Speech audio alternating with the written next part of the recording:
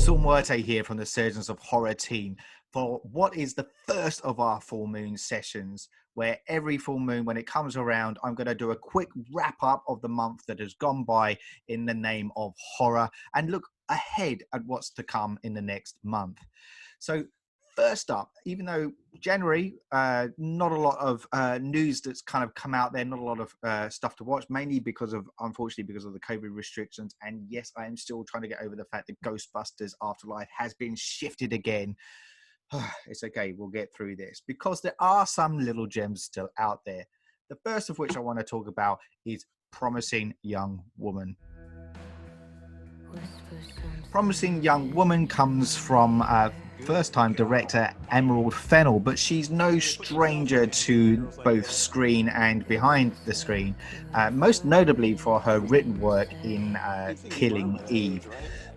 And in this case, Fennell is more than accomplished in her first outing in the director's chair, and I cannot wait to see what she produces next. The script for Promising Young Woman is incredibly on point and projects a fine balance of humor, drama, and tension, with some powerful performances, obviously most notably from Carey Mulligan, but there's a collection of great cameo performances and support actors in there too. And all of this together brings the melody to the fore.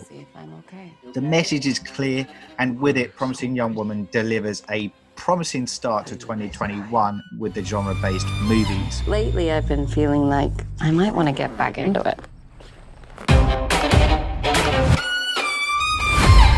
Probably the most surprising hit for me was a film that also came out this month called Shadow in the Cloud, directed by Roseanne Liang and starring Chloe Grace Moretz. Strap in. Yes, ma'am.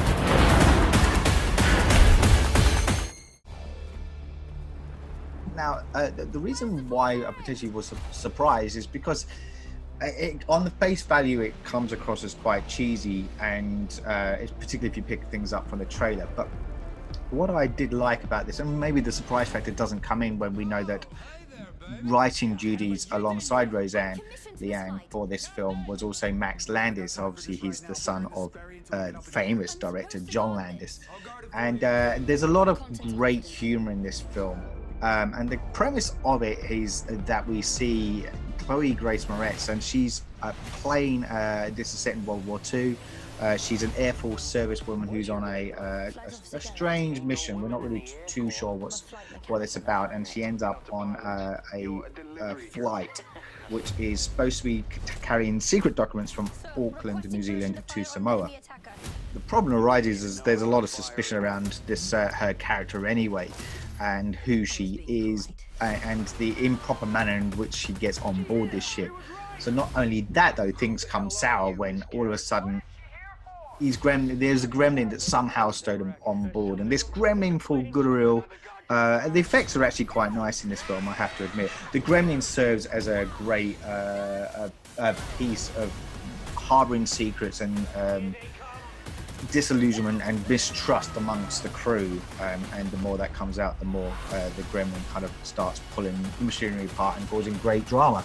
Look, it's a great little piece. I mean, I love the humor of it. Moretz, to me, have to admit, never fails in when she performs on screen. I think she's a solid actress, and the energy and the feel of this film makes this, to me, a real surprise hit, and I loved it. I commend Roseanne Liang's directing in this film.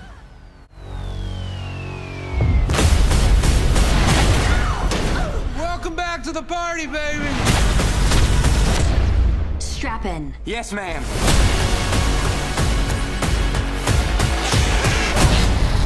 Also, moving away from the cinema releases to streaming. Now, probably the biggest kind of news that came out from January was or actually kind of just kicked off at the end of 2020 in December.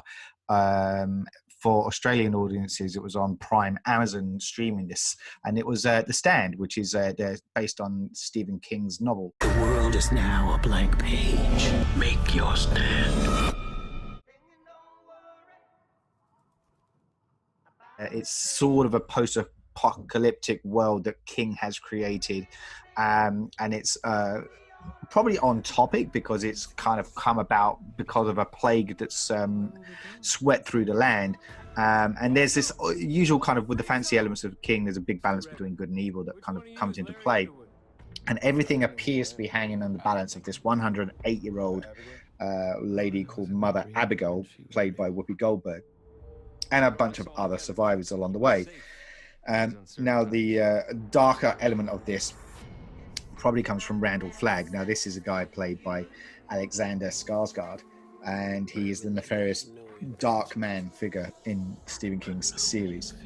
So far, on face value, we're only probably about episode 7 in. Amazon have chosen to kind of drip feed this one on a weekly basis rather than binge it. And so, and namely because of that, I haven't had the chance to kind of watch it. I'd rather sit down and hit it up in one hit. So I'm going to reserve my opinion on the actual season until the final bit, which will probably come around in the next sessions when we come back. I have spoken to some of my fellow surgeons that have kind of watched it thus far, and the general consensus is that it is good, but there's a lot of fucking flashbacks, and that's starting to grate a little bit. Let's see if they're able to get over that hump and get through to it, and it doesn't mar the series too much and gives the because the book is a fantastic book. Let's just hope it kind of stands up to its namesake, and that it delivers in a big way. Every day, and soon he'll destroy all who stand against him. He said the world is now a blank page, and it is there. You must make your stand.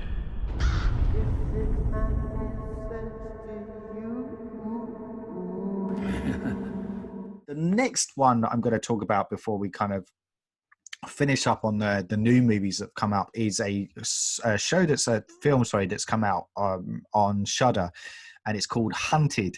It's directed by Vincent Parano, and who also wrote this alongside Leah Pernole, and I apologies if I'm getting the names wrong, starring Lucy DeBay. And now this film came out on Shudder. It's a Shudder exclusive or original Shudder film, however they determine it. And while yes, it speaks on a very average sense, there are some elements that I did enjoy, and it taps into that kind of thriller element that we see all too often with a woman being hunted or the victim or chased down by either serial killers or people that are mean to do her ill. And this case, it's very, taps into that kind of in a big way. We see Lucy DeBay playing the central character called Eve, and we get two guys that basically accost her and trick her into a car where they end up in the woods, and all manner of stuff kind of ensues. It becomes a story of survival. What I kind of like about this is it pretty much is the Little Red Riding Hood story inverted, and a lot of those elements come to fore. So like she is wearing red throughout most of the movie. The woods obviously ties in really nicely. There's a little bit of another twist on the woodcutter kind of component that comes into that fairy tale. But obviously the wolves, which at first you think it's, the men, but also there is this kind of dog-like kind of energy that kind of comes across the entire movie. And I like these kind of elements that Vincent Parano kind of plays with, which kind of elevates it slightly above the average movie. So do check that out if you get a chance.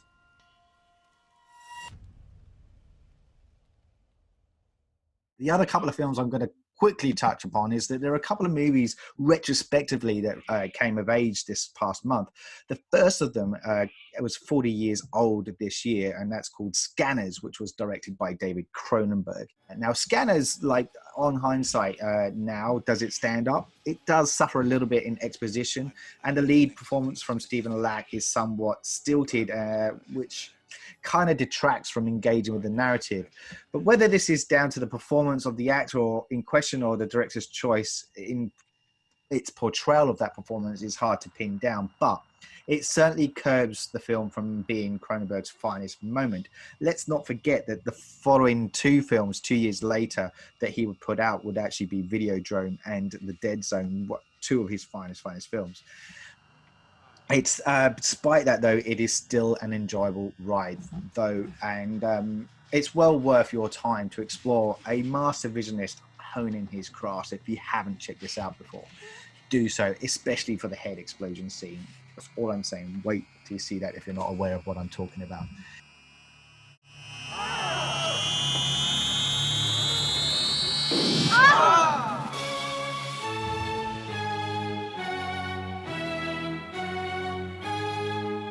The Mind Force.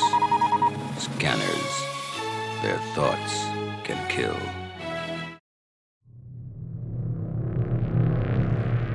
Okay, so for this particular, this is our first ever mini feature discussion. So we're going to be looking at From Dusk Till Dawn. It's celebrating 25 years since its release this year. 1996, it came out. A bit of perspective around the film before we kind of drill down really deep into this is that from the director's point of view, Robert Rodriguez, he'd only just done 2 feature films at this point. So he had done his low-budget El Mariachi, and Desperado kind of comes along. He teams up with Quentin Tarantino, who equally has directed 2 films. So Tarantino had done Reservoir Dogs and Pulp Fiction. So, and the other third person we should just mention would be Robert Kurtzman. Now, Robert Kurtzman is the guy that was behind the story of this particular film. And he was being famous for numerous things, a lot, mainly in the special effects department. And among them is like The Night of the Creeps. He did Predator, Evil Dead 2, very early on in the 80s. Following this, he would then go into direct and he would do Wishmaster.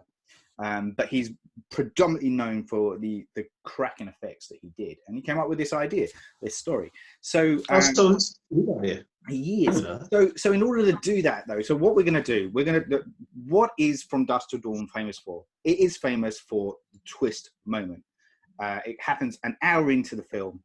And those, like, if you don't know the movie by now, don't listen. Go away, come back. But we're here to just talk about that one point in the film. So it's 1 hour in, and we're led to believe up to that point that it's some kind of 2 guys on the run, crooks. One guy's been broken out of jail, and they're on the run. It's a heist movie. It's a heist movie. So in order to do that, so I should probably introduce myself. If you don't know already, I'm Saul Muerte, and I'm joined to discuss this particular scene or sequence of scenes with Anthony Yee. Welcome aboard, Ant. Hey, thanks for having me. Thanks, because From Dusk Till Dawn, as I said, it's 25 years, and it is famous for this one moment. So before we kind of dissect a little bit deeper, were you aware of that big twist? I'm going to call it the twist in the twitty. No, I can't even say it. It's a tongue twister. Wait, I'm going to call it the this particular discussion. The twist in the tiddy twister. Oh yeah. So and that, because that's where everything unfolds when the Gecko brothers, along with their hostages, turn up at this kind of middle of the nowhere biker bar, unbeknownst to them that it houses a lot of vampires in there. So, but were you aware of that twist before the twist happened when you went to see it? No. So that's all I'll say on that. Okay, cool. So not at all. I didn't either. Oh yeah, cool. But I feel like I knew that this was a vampire film when I went in to see it.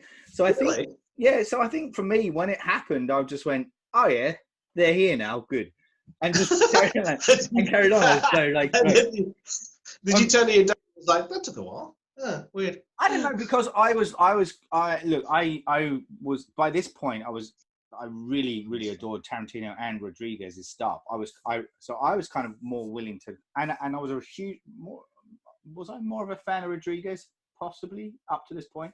I just really dug El Mariachi and Desperado. I thought they were awesome films. So I was kind of really keen to see what he did next. So I was kind of sitting there waiting to lap this thing up.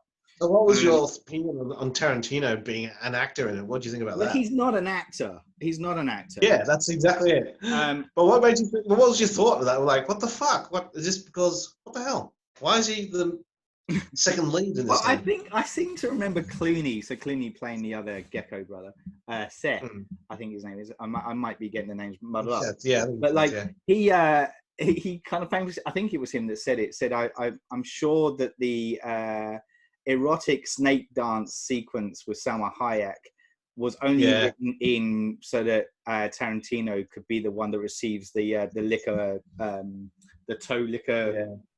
Toe fetish thing. Yeah, because he had a foot fetish. He actually admitted he had a foot fetish. Yeah. And they were dating at that time. Don't know. I don't know. Not sure. Yeah. But he did. Yeah. So I was kind of so I don't have. See, I've watched the movie so many times. I cannot tell you whether or not what is real or not real anymore. It kind of has blurred into each other. I still think it's a great twist moment when it happens. I still think it's a cracking thing. And I guess what I was going to ask you was like, so what was your reaction to it when you first had it? And can you compare it to any other twist moments in film history that you're aware of? No, not in terms of Hollywood. I mean, you have to place it in context that Tarantino was hot. He was hot, but he was the new, because we talk about how in the 21st century there's no auteur directors that have big name brand. Like in the 80s, you had Spielberg, Lucas, Scorsese, De Palma, and all those guys. And then nobody. And then the 90s, you hear Quentin Tarantino reinvents Hollywood, right? And Pulp Fiction, you kind of mentioned that because I was going through film school at this point. Pulp Fiction was the film that was capturing the imagination of a lot of film heads. Yeah. That I was going to uni with, because he's a guy who's got a real indie edge about him making Hollywood films, right? Yeah. And people, his style was really fresh back then. Like scenes that have slabs of dialogue that seem to go nowhere, but really can draw you in. And the opening bit, because I'd seen Pulp Fiction, I was a bit like, oh yeah, it's cool. I don't know why everybody was loving it, but everybody loves it. Yeah. Like I'm talking people who are into French cinema love Quentin. People into Hollywood action love Quentin. So to me, I was like, I vaguely knew he hadn't directed this, but the guy he was directing it was one of his Quentin Tarantino, a bit like how Scorsese and De Palma and Lucas all part of the same posse. It was part of his posse. Yeah. But they weren't. This guy was. They didn't go through film school together, but they were so like-minded they virtually made films together. Yeah. So if something had felt like, I thought, yeah, like you and me, like I make a film. Hey, Paul, you can be in the film. Or actually, more accurately, because you're an actor, you making a film. Like, hey, Ant, you be in the film. I'm like, I can't act, and you going, that doesn't really matter. So it was a bit like, that's what it felt like. It felt like mates who like making films for each other. They just happen to have access to Hollywood budgets. Because it's obvious from the outset that Tarantino is not an actor. And it shows you the whole, like, he doesn't do anything wrong. He's not bad. No. But to have the charisma to be a true Hollywood star you're born with it, right? Yeah. And how do you know? Because the guy he's fucking acting against is fucking George Clooney. He's just so fucking cool without him trying. And something Tarantino is like, he's saying the words make sense. He's got a look. He's not being awful, but he just doesn't come across as an actor. Yeah. So anyway, so I'm like, okay, the opening scene. So I know we are talking about the twist moment, but the opening scene has this really wonderful thing where the sheriff just sits there and talks. Yes. You can tell by the dialogue that it's Tarantino, like, you know. So Tarantino. Yeah. And then it becomes and then they shoot him, and then they have the big argument as to whether he gave the tell or not. And the guy's going, I didn't give away a tell. It's funny. It's got the humor in there as well. And so I'm thinking, okay, cool, it's a heist film, but for some reason Tarantino's not directing it. He's in it. Okay, whatever. It's got the bit with a hole in his hand. Okay, that's graphic. I got this really... the moment about the fact that Tarantino's character is a rapist. Yeah. He's a serial rapist, and the fact that Seth has a major problem with it, I thought was really interesting for the 90s. Yes. Because that wasn't as near the woke era that we live in now. No. And so it's going on these tangents and paths, which are really interesting. And then so the moment where, and for me, when the second they go into that bar, it's got a weird vibe about it. I'm like, this feels like this feels like it's it's got magic, it's got mojo, but that'll be really weird. And it's the big telltale before they give away is the stabbing. Somebody stabs one of the guys, throws the knife on the table, and it's got oozing green blood. Yeah. And the second I saw that, I was like, hang on, that person's probably a vampire or some shit. Yeah. And sure enough, it kicked off. Like 10 seconds after that, it kicks off. They're vampires. And my first reaction was like, oh, that's pretty cool. That's a cool twist. My second reaction was like, this is what would happen if me, my brother, and my cousins weren't allowed to make a movie when we were all 13. Because we would like, let's play cops and robbers. Okay, and then we play cops and robbers, and then I'd shoot my brother. He'd say, nah, you're bullying to get me because I'm Superman. Oh, yeah? Well, I'm fucking a vampire. And that's, you know what I'm saying? That's what you do. 100%. That's what it felt like. Like halfway through the film, no, let's turn to the fucking vampire film because that's really fun. Okay, cool. And so you simultaneously think, well, that's just fucking stupid. And you're just doing this because you have $1 million because you guys are Hollywood hot property right now. And then you think, well, why not? You're Hollywood hot property. You have access to millions of dollars. Why not fucking turn it to a vampire film halfway through? Yeah. And then you think that's really cool. And so from that point onwards, I was like, yeah, let's see where this goes. This is really awesome. Yeah, cool. So, like, I mean, you're talking about that. I mean, like the fanboy kind of thing. But maybe that's. I mean, you're exactly that. You talk about, well, why not do it? But then maybe that's why it resonated so well because it did lend itself to this kind of very male kind of probably more male dominated skew of yeah, let's fucking be vampires kind of thing that you were talking about. And that's why we're like, yeah, they're shooting people up. Yeah, now they're gonna no one messes with the Gecko Brothers kind of approach. So maybe that's what it is. I mean, like 1996, I was in my what would I have been, like 20 odd. So it kind of really stuck with me, and I really enjoyed it. And I remember, as I said, I've watched it countless times.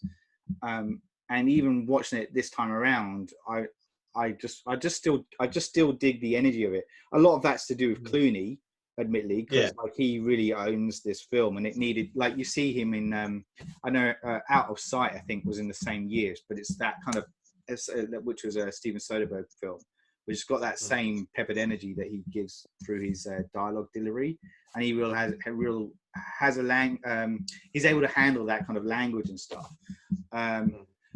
But I think the key thing for me is another reason why the twist works is because there's been so much attention paid on the characters in the build up to this. So we've got the Gecko brothers, who we've been predominantly talking about, and the fact that there's this mismatch of a connection, yet they're brothers. So blood brothers. So for good or ill, Seth is indebted, or will always try and be there for his brother, as warped as his brother is. But you've also got this kind of fractured family with Harvey Keitel and Juliette Lewis and the Chinese son that's in it. Remembers. So and Harvey Keitel's lost his faith and all that jazz that comes in the mix. But they do spend a lot of time and energy around that. Even that kind of, so when they get kidnapped. There's a great bit where Seth is talking to Harvey Keitel's character at the front of the RV, just prizing him with information about, all right, so who's this? Where's she? Where's your wife? She's dead. All right. How did she die? And it gives us background to Keitel's position of why he is where he's at. But there's even this kind of throwaway moment where Keitel's like, I don't want to talk about that anymore, and Seth is like, yeah, that's fine, I don't want to talk about it either, I was just kind of trying to be friendly, make the peace. And it's a good kind of throwaway moment, like line, but what it does for the audience is give us that kind of backstory that we need to find out where we're at with it. So we kind of care about these people when all of a sudden the lid gets flipped and hell breaks loose, that you're kind of going, oh shit, this adds a different thing to the mix. And if you're going to want to have somebody kind of get offed really quickly, we've already painted Tarantino's character as a bit of a fucker. And you go, well, he deserves to go to hell first. Because of his actions, right? So there's some good energy that goes along with this. And I think I still think it resonates today. But what do you think of the movie now? Like, we're 25 years down the track. Do you still think that twist moment works, or do you think too many people were aware of the twist moment, or how does it sit with you?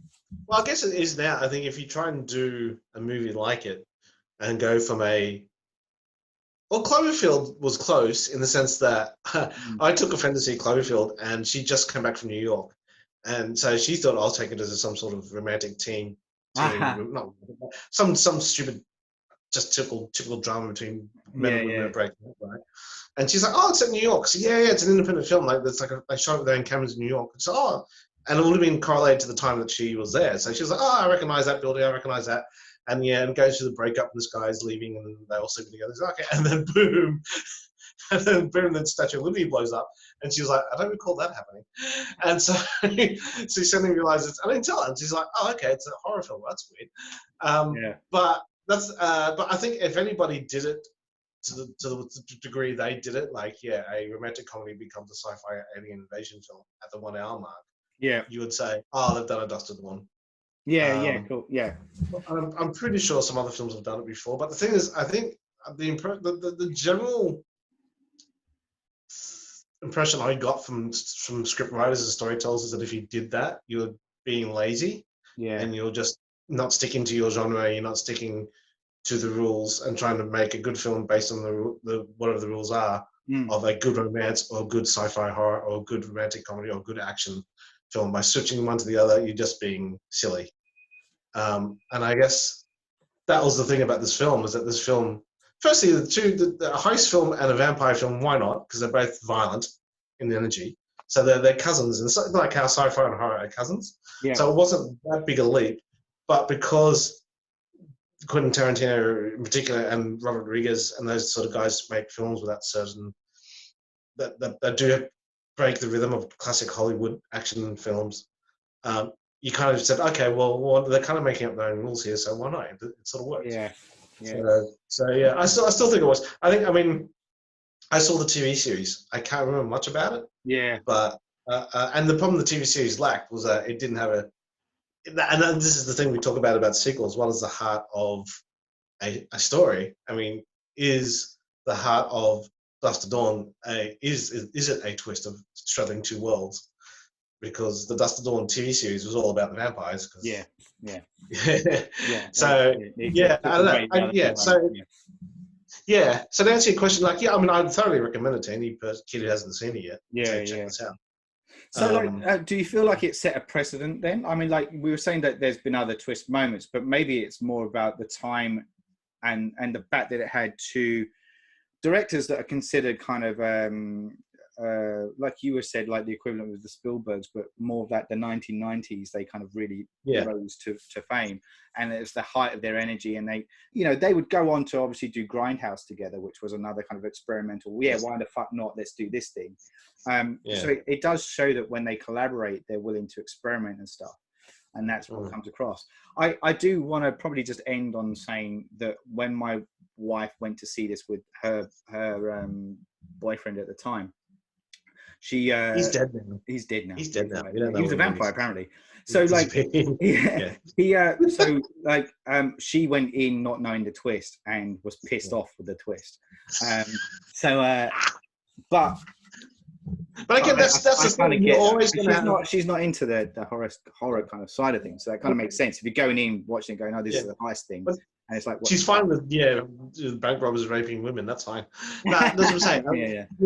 You're always going to get people who will think you're just being a fuckwit for being a fuckwit. So it's like, because it is one of those things of like, some people always say running up and throwing a pie in somebody's face is always going to be great comedy. Yeah. And there's always going to be people saying, well, no, it's not, because anybody can do that. So, and it's a bit like, well, anybody can change genres halfway through a film. They really can, but they don't. So it is one of those things, they still had to do it right. And they still had to do it in an entertaining way. Yeah. And they earned their moments. They really did, with the whole production look and everything else. Yeah. So look, it is, you're always going to get people who are just going to go, that's just stupid. You're just taking me out of the film experience. And there's always other people who go, yeah, this is awesome, let's go. It's like a roller coaster. It went left instead of right, let's do it. Yeah, and I guess that's where I came from as well. I just love that kind of energy and that shift. I thought it was really good. And I like films that are fractured anyway, which is probably what drew me to Pulp Fiction to begin with Tarantino. The fractured narrative. All right. That's it, the fractured narrative. Yeah. Cool. Well, look, thanks very much for joining us on what I'm going to call this a deep cut procedure of our full moon sessions. We were specifically talking about From Dusk Till Dawn because it's just celebrated 25 years. Let us know what you think of the film. Does it still resonate today? Do you think that twist moment is what makes the film iconic, or do you think there's more to it than that? Hit us up at the usual dial-up zones with YouTube, Facebook, Twitter, and Instagram. Until then, I'm your host, Saul Muerte, and I was joined by Anthony Yee. Bye. Goodbye. That about ties things up as far as January is concerned. Let me know if there's any other movies that I've missed out along the way or that you would recommend. Tie us up or shoot us an email or contact us on our usual social platforms, so whether here on YouTube, Facebook, Instagram, or Twitter. Let us know if something's caught your eye and well worth a mention. Now, looking ahead at February, we're going to talk about more of that stuff in the next full moon sessions. But a couple of highlights that I just want to mention along the way is that the Surgeons of Horror team still do our kind of deep dive kind of podcast discussions that are coming up, and we tend to kind of gravitate towards those movies that are coming of age. So retrospectively speaking, there's a couple that are that we're definitely going to talk about. The first of those is only in a couple of days time, 3rd of February, so keep an eye out for that, which is going to be Cairo. Now, Cairo also is known as Pulse in some circles for the English translation of the 2001 Japanese horror film. So it's celebrating 20 years since its release. It was directed by Kiyoshi Kurosawa. And the film is definitely one that kind of resonates today, as it centers on ghosts that are invading the world of the living via the internet. Now, this is when the internet was really at its birth, essentially. It'd been around for a little bit, but this is still early internet days. And it follows two parallel storylines. So keep an eye out for that as myself and Richard Lovegrove dissect that in deeper detail when that comes around.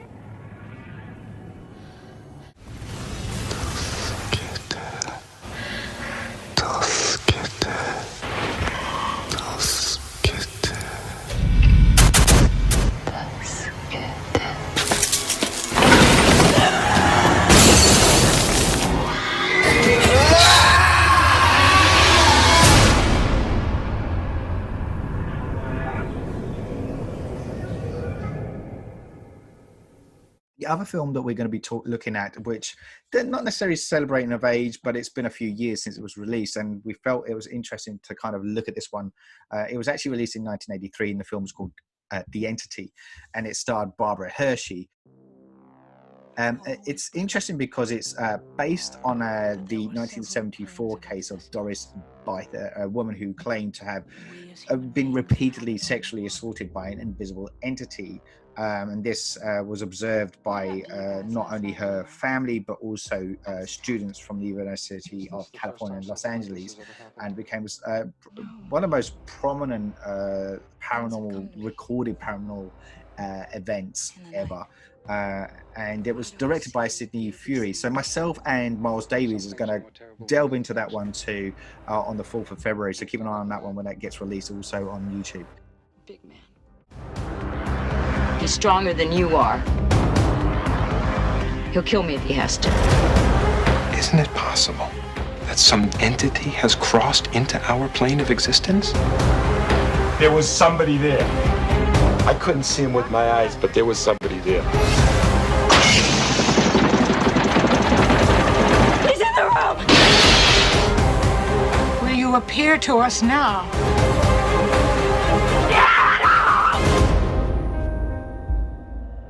Also coming out on the 4th, it's the same day, is a film which is a bit of a reimagining of the film Wrong Turn. If we would have stayed on the trail. This is directed by Mike P. Nelson, and it's, as I said, it's a bit of a reboot, or you can look at it as the 7th installment of the Wrong Turn series. And it stars Charlotte Vega in as the central role, but it also has Matthew Modine in there.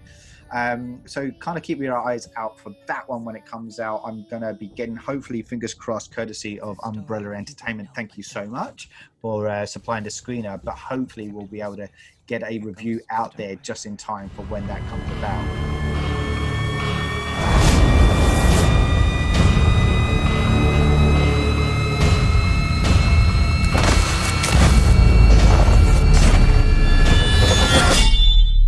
They said they would be the foundation on which a new nation would be built. From every mountain, let freedom ring.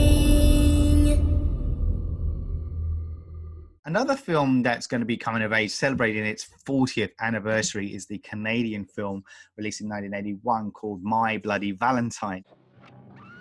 Which has become something of a classic. It's a Canadian, as I said, slasher film. It was directed by George Mihalka, and starred Paul Kelman, Laurie Haller, and Neil Affleck. And as I said, it's become somewhat of a cult classic. So myself and Anthony Yee are going to delve into that one as well, coming up on the 11th of February. Stick around for that one. Be happening again. What's going on over in Valentine Bluffs? It looks like Harry Warden's back in town. It happened once. It happened twice. Cancel the dance or it'll happen thrice.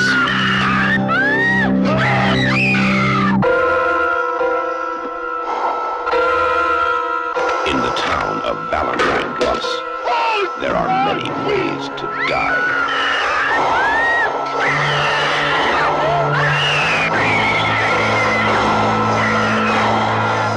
Take your pick. My Bloody Valentine. Let us know also if you've got any thoughts on that movie. If you believe this is a cult classic and recommend it, I'd love to hear your thoughts as always on our social platform. And coming out also on Netflix on the 11th, for the same day that we're celebrating the 40th anniversary of My Bloody Valentine, is a film that's called Red Dot. What the hell is this film? It's I'm only going off the trailer so far, but it's basically another one of these kind of stalker thriller films. And it's basically follows a lady called Nadia who, when she becomes pregnant, she tries to rekindle her relationship with the father by traveling to the north of Sweden for a hiking trip, but soon their romantic trip turns into a nightmare as they get kind of stalked and in the middle of nowhere. So could be interesting to see that one. I'm going to reserve my thoughts obviously until I've watched that one post the 11th of February. Den är på dig. Flytta. Sluta! Vi måste härifrån. Spring! Vad fan är det som händer? Nadia! Spring! Vi har inte gjort någonting.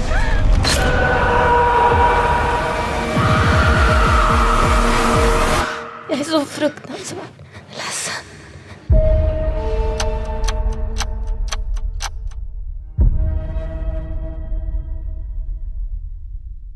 Cinema release at the same time on the 11th of February is also going to be a film that's called Synchronic, which is a bit of a drama, horror, science fiction film where two New Orleans paramedics' lives are ripped apart after they encounter a series of horrific deaths linked to a designer drug with bizarre otherworldly effects. The early doors of this one is that it hasn't been kind of raved too well, but we'll again reserve our judgment until one of us has from the Seasons team have watched it. But it does star Anthony Mackie from the Marvel series and also Jamie Dornan. So keep an eye out for that one. And yeah, if you've seen it already, it's statewide. I think it may have already been released in the States. It hasn't done that, as I said, out here in Australia. But let us know if you've already seen it and got your thoughts on it.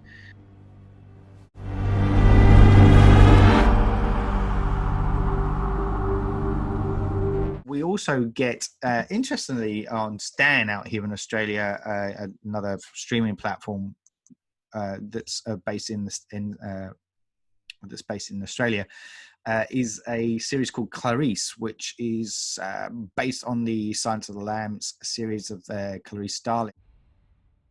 So it's this kind of psychological horror television series created by Alex Kurtzman and Jenny LeMay, and it'll be interesting to see where they go with this, because it does follow the events after the Silence of the Lambs, and it's obviously deep dive into following Clarice Starling's kind of character a little bit more.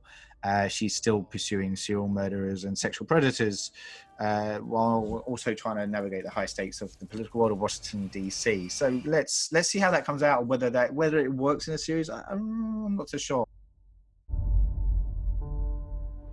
At the same time, 1931, retrospectively, it's 19 years since the release of James Whale and Bela Lugosi teaming up to produce through Universal Pictures Dracula.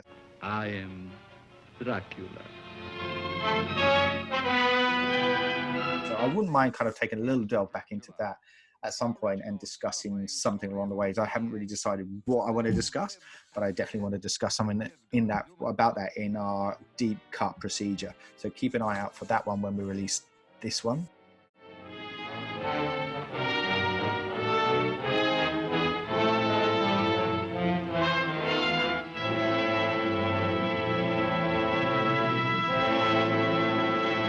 We also have another film that's coming out later in the month, which is the 18th of February as it stands here, and it's I think this one is again being released through the cinemas, but it's called The Little Things, and it's basically two cops who are tracking down a serial killer. I guess the thing that's exciting about this is Denzel Washington at the helm, and he's always really good to see, plus the very big actor at the moment, Rami Malek, and we've also got Jared Leto cropping up in there too as the three kind of main central characters. So it's going to be interesting to see how that one delves out. I don't know too much more about that other than that's a pretty solid cast, so I'm definitely excited to see what that delivers. Catch him, right? Yeah. Not that much has changed then, right? I can assure you all we are taking a 24/7 all-hands-on-deck approach to these cases. Guy's a shark. If he stops, he dies. He likes to drive. Probably has a decent car, maybe two. High mileage. You must really like my car.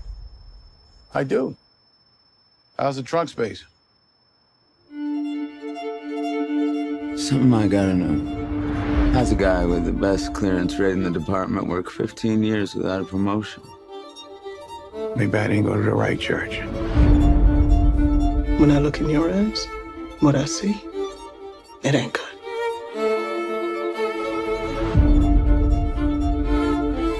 He knew all the details, but he wasn't within 10 miles of the killing. Why is that? Why is that?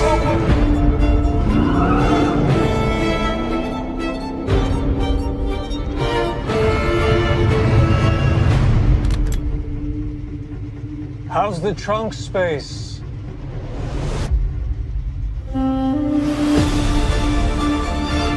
What do you want? I want to nail the bastard. For who? For all of the girls he killed. I want to nail him too. Difference is, I'm doing it for me. It's the little things, Jimmy. It's the little things that rip you apart. It's the little things that get you caught.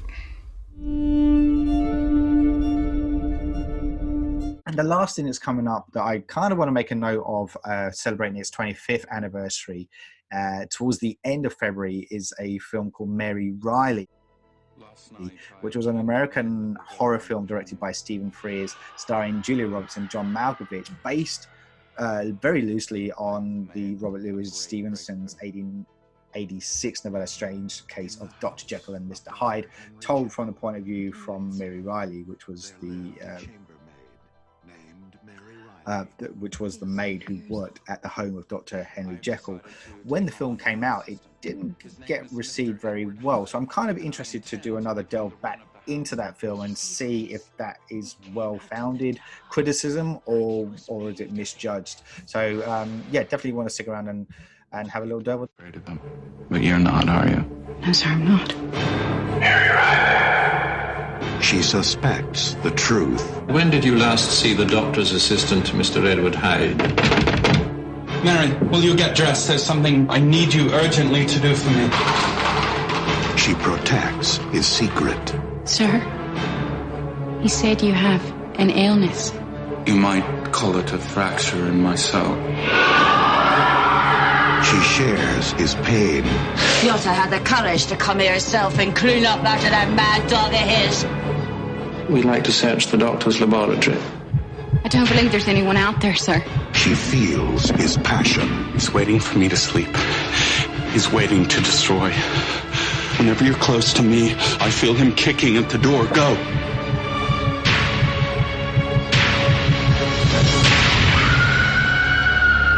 Julia Roberts, John Malkovich.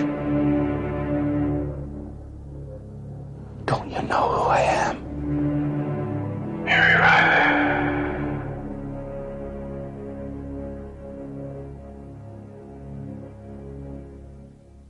That about wraps things up here on Full Moon Sessions. I've been your host, Saul Muerte. I hope you've enjoyed me prattle on a little bit about some of the stuff that's happened in January, some of the stuff that's coming up in February. And I do want to kind of finesse this a little bit more, these sessions, and add a little bit more flavor to it along the way. So if you've got any suggestions, let me know. Or if you've got any thoughts on some of the movies that we've discussed, hit us up either on YouTube or the other social media platforms we've got out there, Facebook, Instagram, and Twitter. Until then, keep safe and keep the horror talk going.